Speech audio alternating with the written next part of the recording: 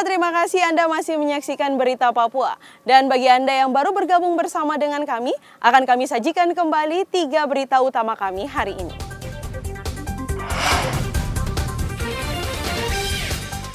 Empat warga meninggal dunia akibat kelaparan di Kabupaten Lanijaya.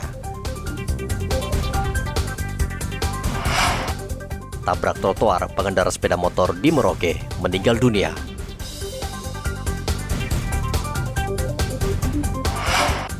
Balai Pengawasan Obat dan Makanan Jayapura sita ribuan kosmetik ilegal.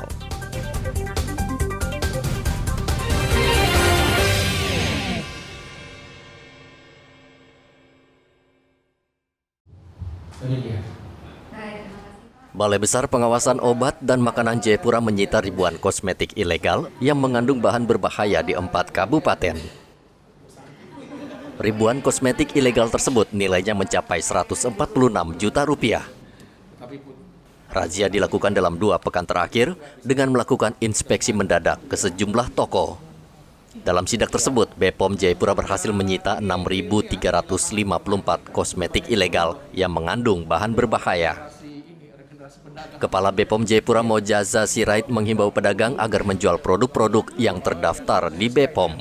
Produk-produk yang ilegal ini biasanya harganya relatif jauh lebih murah dibanding yang original.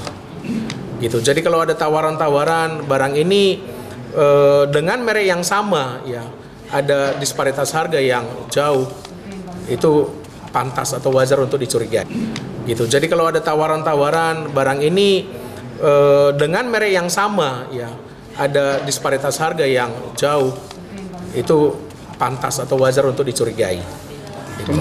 Temuan terbanyak kabupaten mana dari untuk wilayah? Temuan terbanyak pada kegiatan ini di Kabupaten Biak, ya dengan nilai ekonomi ini 70.570.000 rupiah, ini cukup banyak ya. Selanjutnya di Kabupaten Nabire 43.360.000. Ya. Bahannya yang berbahaya itu kan salah satu yang paling banyak digunakan adalah merkuri. Ya dengan klaim sebagai pemutih wajah gitu. Ya. Dan ini adalah bahan yang dilarang ya. Kenapa dilarang? Karena memang berbahaya. Kalau lihat orang yang wajahnya hari ini mungkin putih, kemudian memerah dan kemudian lama-lama menghitam, sementara leher ke bawah berwarna beda, ya kemungkinannya mengandung bahan seperti ini.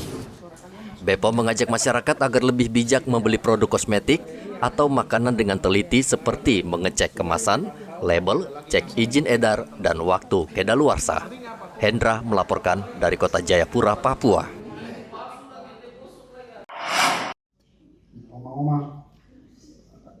Bupati Mamberamo Tengah Riki Hampagawak yang menjadi tersangka kasus dugaan suap dan gratifikasi hingga kini masih buron.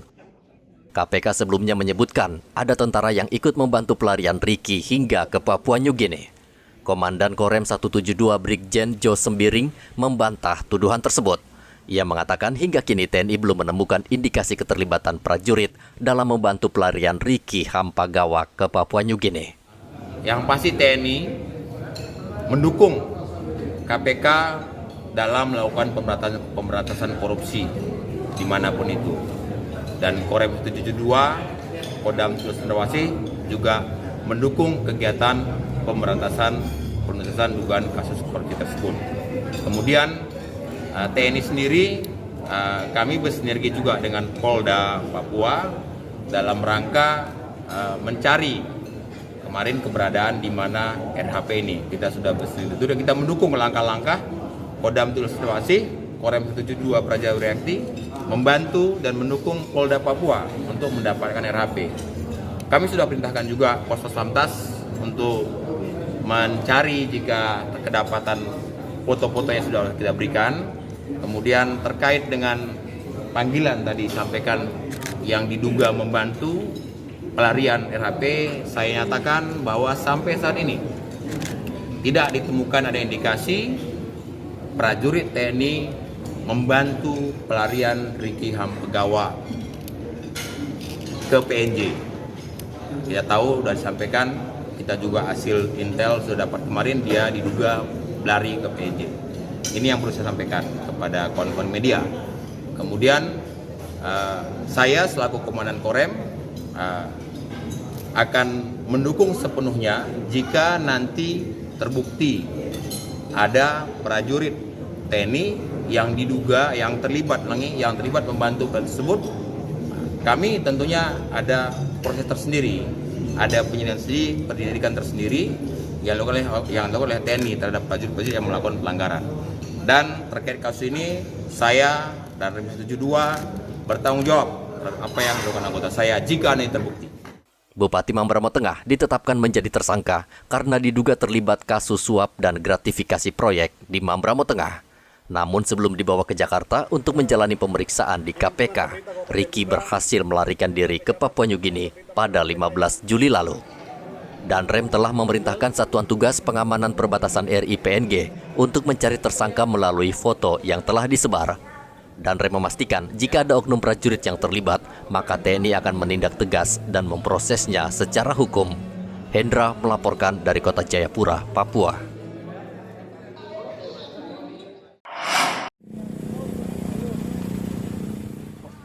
Ada yang berbeda di Kampung Nawaripi. Sekitar 1.000 bendera merah putih menghiasi kampung ini untuk menyambut HUT ke-77 RI. Di antara ribuan bendera tersebut berkibar bendera merah putih yang berukuran raksasa. Warga di kampung itu memang begitu antusias menyambut hari kelahiran Republik Indonesia. Selama 2 hari, warga di kampung ini mengibarkan bendera merah putih di sepanjang jalan poros dan lorong kampung. Pemandangan ini memang langka di tanah Papua, di mana semangat nasionalisme ini tumbuh dari kesadaran warga yang ingin merayakan hari kemerdekaan. Terima kasih untuk Kepala Kampung Nawaripi, Bapak Norman Ditubun, yang dengan semangat merah putih pada tanggal 31 Agustus ini langsung memerah putihkan Nawaripi. Semoga beliau menjadi panutan untuk seluruh kepala kampung dengan stakeholder di seluruh Kabupaten Mimika.